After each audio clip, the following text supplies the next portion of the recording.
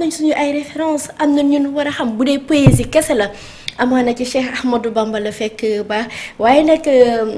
Cheikh Omar balaa ñuy poursuivre di dem may nuyu nag internet yi ndax léegi ma ñëw ci yéen toppee nag di nga ko def daara. non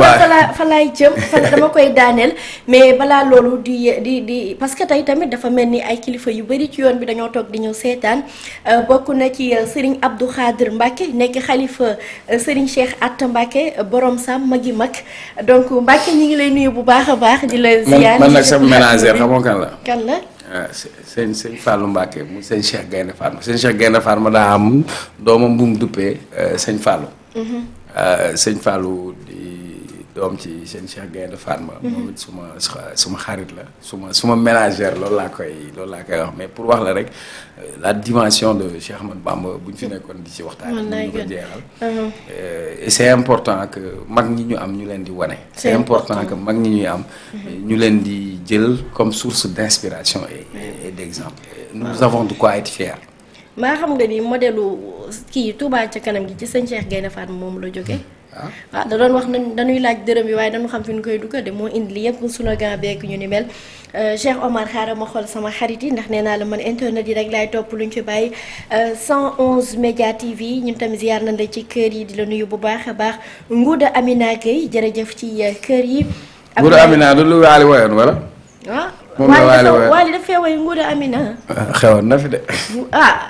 Ngouda après nga bind ba xam yow la dégg nga Ngouda Amina Gueye ci kër yi. Ablaye Wadji nee na ziar nañ leen delloo ziar wér kazalika yaa Khadina Ndiaye Thiam Khadina jërëjëf Ablaye Wadji nee na macha allah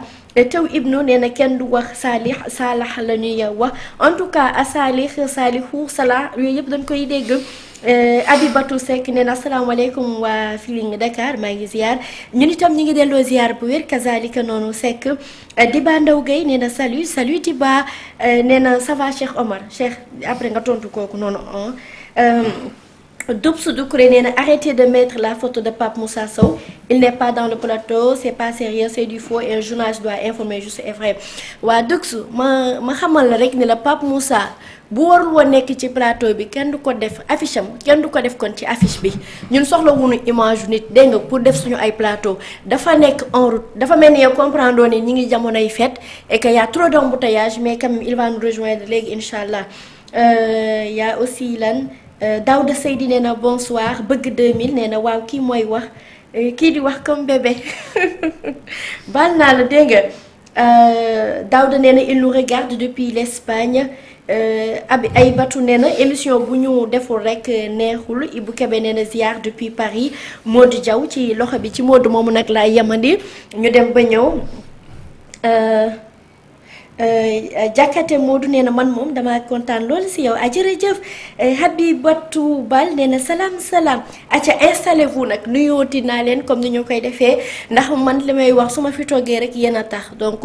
lépp lu leen di neex la ñuy def incha allah Pape Moussa mi ngi ci yoon bi suñu gan itam mi ngi ci yoon bi donc dañuy commencer waxtaan bi ak Cheikh Omar Talla Cheikh Omar. Le Premier ministre Ousmane Sonko hier il était à l'Assemblée nationale pour def li nga xamante ni moo di DPG am bu ñu ñëwee d'abord ci fond beeg forme bi lan nga gis démb ci solo bi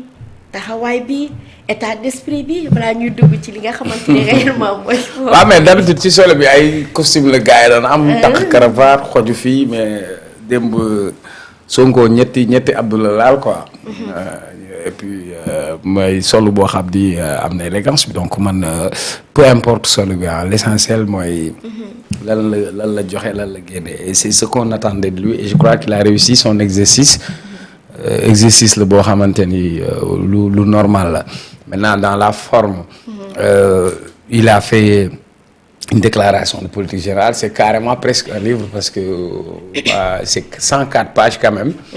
boo xam ni lim ci tënk bëri na te loolu dafay wane ni que c'est pas Ousmane Sonko mais c'est tout un gouvernement nekkutul Ousmane Sonko bu njëkk ba nga xamante ni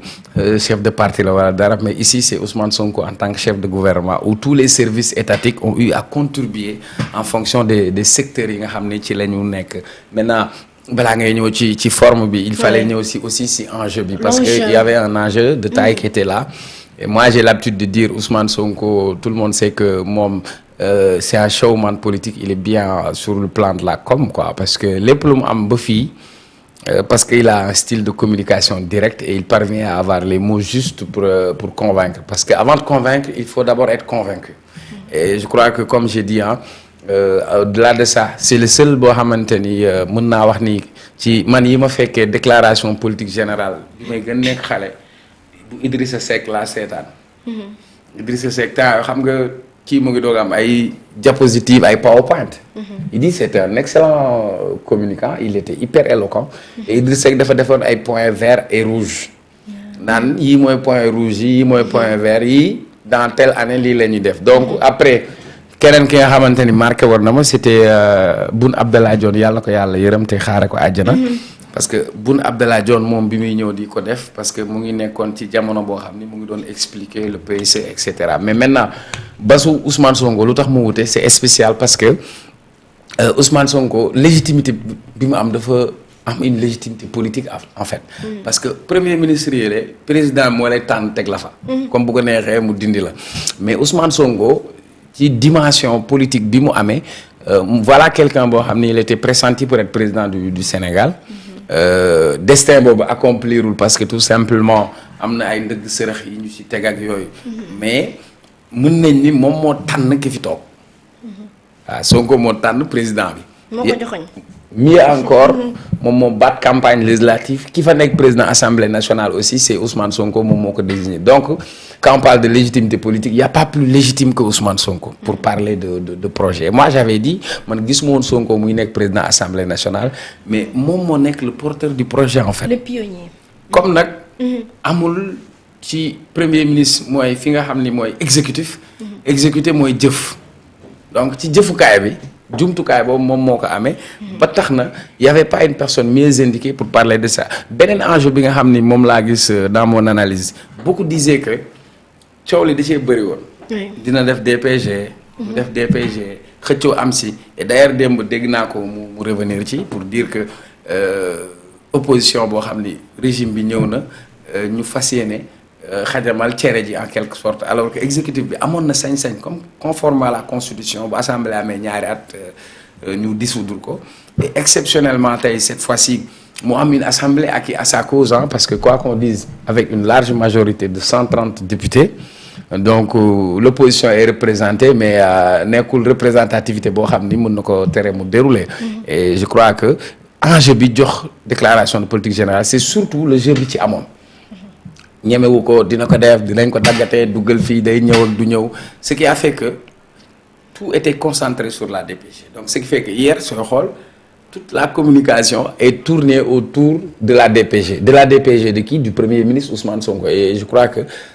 opposition bi sax ñoom ñoo ko ubbiloon buntu boobu donc moom aussi il l'a exploité et puis xam nga Sonko au-delà d'être un technocrate dafa nekk koo xam ni dafa pànk donc parfois à chaque fois qu'on lui donne une pique il attend et en retour il vient pour répliquer. On a vu ça et puis on a vu que sur la forme c'est une déclaration de politique générale structurée parce que comme je vous ai dit tous les services de l'État ont concouru à faire ce document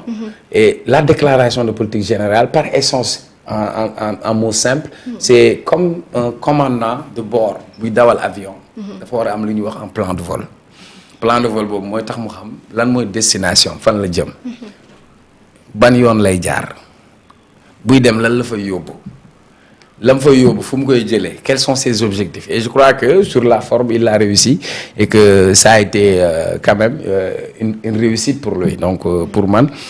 Sonko a fait son one man show et puis voilà il a réussi avec brio sa déclaration de politique générale parce que pour man ça a permis que l'affaire soit claire que ñu xam exactement c'est quelle est l'ambition du gouvernement du Sénégal et quelle est la projection du gouvernement du Sénégal et je pense qu'il a commencé par faire l'état des lieux mais faire une projection sur quel levier la ñuy appuyer pour li nga xam ni moom mooy naataange réew mi voilà. ci li nga xamante ni moo di naataange réew mi dafa mel ni nag ponk yi nga xamante ni